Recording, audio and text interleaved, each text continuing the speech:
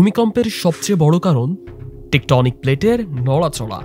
পৃথিবীর ভূত্বক কয়েকটি বড় ও ছোট প্লেটে বিভক্ত, যেগুলো নিরবচ্ছিন্নভাবে ধীরগতিতে সরে যায়।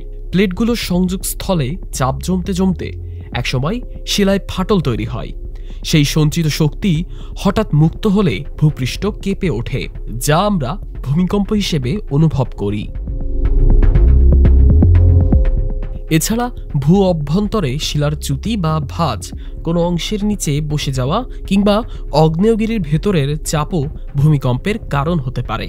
বিজ্ঞানীরা সিসমোমিটার ও ভূতাত্ত্বিক ডেটার মাধ্যমে এসব কম্পনের উৎস ও মাত্রা বিশ্লেষণ করেন। তবে এখন পর্যন্ত ভূমিকম্প ঠিক কখন কোথায় ঘটবে সেটি নিশ্চিতভাবে পূর্বাভাস দেওয়া সম্ভব হয়নি। ইসলামিক দৃষ্টিকোণে ভূমিকম্পকে শুধু একটি ভূতাত্ত্বিক ঘটনা হিসেবে নয়, বরং আল্লাহর নিদর্শন ও সতর্ক বার্তা হিসেবে উল্লেখ করা হয়েছে। কোরআনের আয়াতে বলা হয়েছে, আর আমি নিদর্শনসমূহ পাঠাই শুধুমাত্র ভয় সতর্কতা প্রদর্শনের জন্য। সূরা ইসরা ৫৯। আবার সূরা শুরায় বলা হয়েছে, তোমাদের ওপর যত বিপদ আসে তা তোমাদের নিজেদের কর্মফলের কারণে, আর আল্লাহ তোমাদের অনেক অপরাধ ক্ষমা করে দেন। সূরা শুরা আয়াত ৩০। অর্থাৎ মানুষের ওপর বিপদ নেমে আসে তাদের নিজের কর্মফলের কারণে। আবার কিয়ামতের আগে ভূমিকম্পের বৃদ্ধি নিয়েও উল্লেখ রয়েছে। ইতিহাসে কিছু জাতির ওপর শাস্তি হিসেবেও ভূকম্পনের কথা পাওয়া যায়।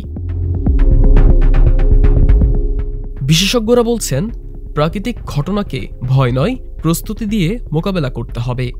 ভূমিকম্পের সময় মাথা ঢেকে মজবুত কোনো টেবিলের নিচে আশ্রয় নেওয়া, জানালা ও ভারী আসবাব থেকে দূরে থাকা এবং সুযোগ থাকলেও লিফট নয়, সিঁড়ি দিয়ে বের হওয়ার পরামর্শ দেওয়া হয়।